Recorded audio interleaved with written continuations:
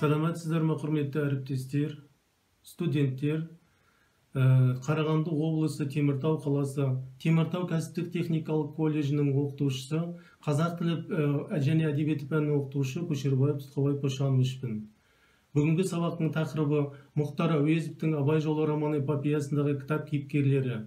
Сабақтың мақсаты білімділік, Мұхтар Әуезов шығармашылығының идеялық эстетикалық мұраты мен табысына тоқталу. Эпопеяның негізгі оқиғаларын басшылыққа ала отырып, кейіпкерлер бейнелерімен танысу, дамытушылық, жеке тұлға ретінде студенттердің ізденімпаздық қасиеттерін дамыту, шебер де шешен өткір сөйлей білуге машықтандыру, тәрбиелік адамгершілікке, мейірімділікке, білімге ұмтылуға, сана сезімнің өркендеуіне тәрбиелеу. Сабақтың түрі жаңа білімді меңгеру, тіл дамыту сабағы, сабақтың типі іздендіру сабағы, әдіс тәсілі түсіндіру, проблемалық сұрақтар төңірегінде әдеби талдау, іздендіру, ой қорыту, пәнаралық байланыс, қазақ тілі, тарих, сурет. Сабақтың көрнекілігі интерактивті тақта, компьютер, онлайн жүйесі бойынша сабақ өткізу, ақын портреті, шығармалар жинағы, жазылған рефераттар, слайдтар. Пайдаланылған әдебиеттер, Бітібаева әдебиет пәнін оқытудың тиімді жолдары, Қаратаевтың қазақтың тұңғыш эпопеясы, қазақ әдебиеті журналы, біздің Мұхтар Әуезов туралы естеліктер. Құрметті ұстаздар мен студенттер, бүгінгі тіл дамыту сабағымыз Абай жолы романы эпопеясындағы кітап кейіпкерлеріне арналады. Бұл тіл дамыту сабағында Мұхтар Әуезовтің Абай жолы романы эпопеясындағы кітап кейіпкерлерімен танысасыздар. Абай жолының бас кейіпкері Абай. Біз ақын өмірінің 50 жылына айғақ боламыз. Абайдың адам, азамат, ақын ретінде қалыптасуы, сол жарты ғасыр ішіндегі қазақ қоғамының барлық саласында өмірдің барлық ой қыры, қиян қалтарысымен өріле суреттеледі. Абай арқылы өткен ғасырдың екінші жартысындағы және осы ғасырдың басындағы бүкіл халық тіршілігін, оның көп бұралаң тағдырын, ой арманын, мақсат мүддесін, күрес тартысын, бәрі-бәрін түгел шарлап өтеміз. Халық дегенде, бұл ұғымның негізінде ұлттың әдет ғұрпы ғана емес, ұлттың рухы жататыны сөзсіз. Демек, Абай жолындағы кешегі қазақтардың тұрмысы әдет ғұрпы ғана емес, күллі рухы сайрап білініп тұр. Өлсе өлер, табиғат адам өлмес, ол бірақ қайтып келіп ойнап күлмес, менімен менікінің айрылғанның өлді деп ат қойыпты өңкей білмес.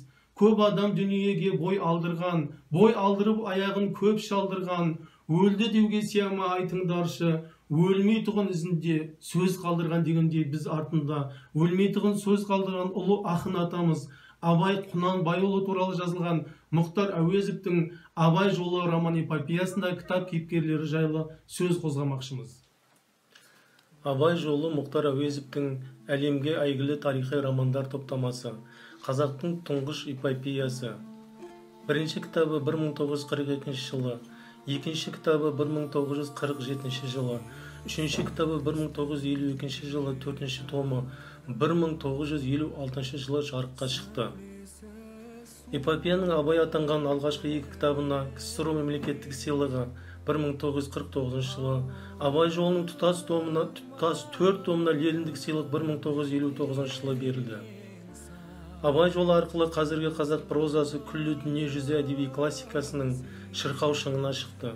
Сөйтіп 19 ғасырдың 40-50 жылдары Мұхтар Әуезов туған әдебиетіміздің даму тарихында бұрын соңды болып көрмеген қайта өркенде дәуіріне айналдырды.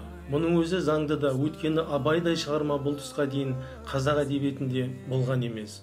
Бұл да аз, деді француз жазушы Луи Арагон. Әлемнің басқа елдерінде де онымен тең түсетін шығарма табу қиын. Бұл менің ойымша 20 ғасырдағы ең үздік шығармалардың бірі. Ең талғампаз суреткерлердің аузымен айтылған осындай орасан биік бағаға Абай жолы қандай қасиеттерімен жетті?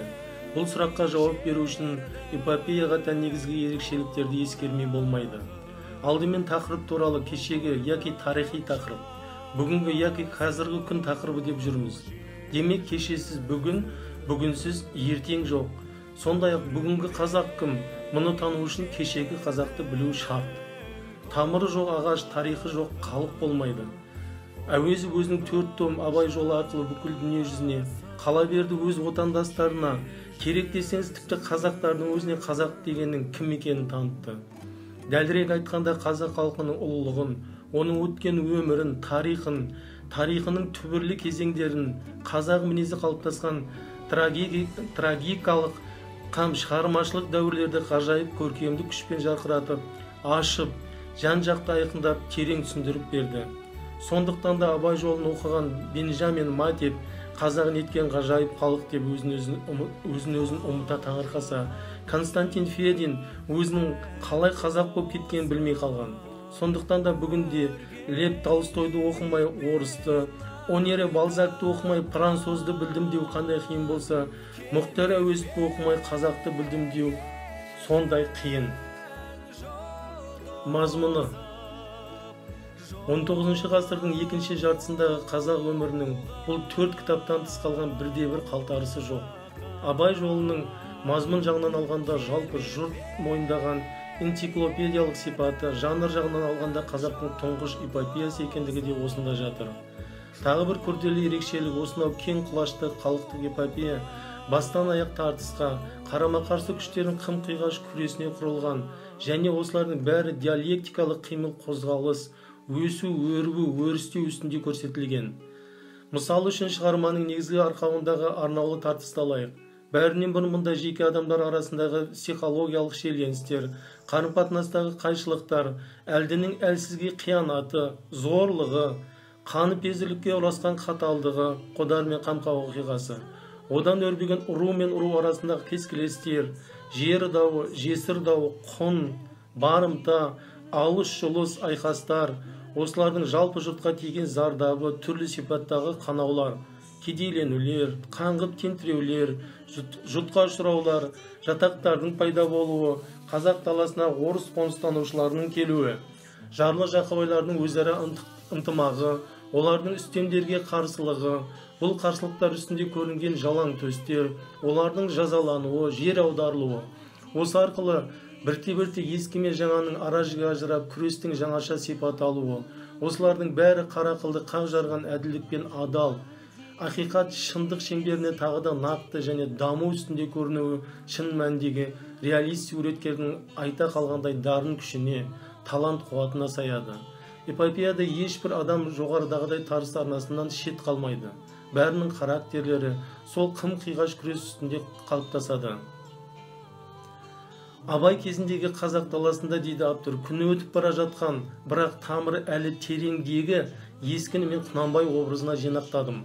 Ал оның баласы Абай бойында ендігі туып келе жатқан жаңа бар. Сондықтан ақын Абайдың қалыптасуын көрсету арқылы мен үлкен қоғамдық шындықты, ескі мен жаңаның диалектик қарама-қарсылығын, күрес нәтижесінде ескіні жаңаның жеңуін ашуға тиіс болдым. Бұл аса қиын әрі қатерлі адым.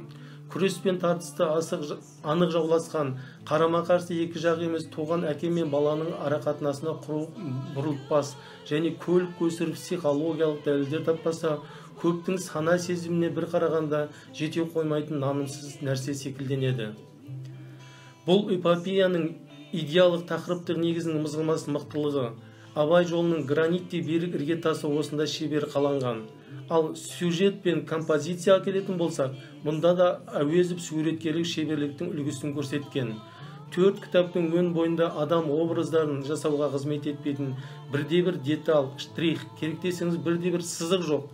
Бәрі де мінездеу мен мүсіндеу, жинақтау мен даралау міндеттерін атқарып тұр. Әр характердің жасалу тарихы бар. Әр образ тип дәрежесіне дейін көтерілген. Басты кейіпкерлер ылғи өрбу, өсу үстінде көрінеді. Бірінші кітаптың басында қаладан ауылына асығып келе жатқан бала шәкірт пен 4-ші кітаптың аяғында жарық дүниеден жөнеліп бара жатқан данышпан ақынның екі арасындағы 45 жыл тек қана Абайдың адам, азамат, ақын ретінде өзгерумен, жаңғыруымен, жаңаруымен, құбылуымен, құлпыруымен өтетін сияқты әрбір ісі, іргелі қаһармандар не ілгерілеп, не кері кетіп, не өрлеп, не құлдырап, не өліп, не тіріліп отырады.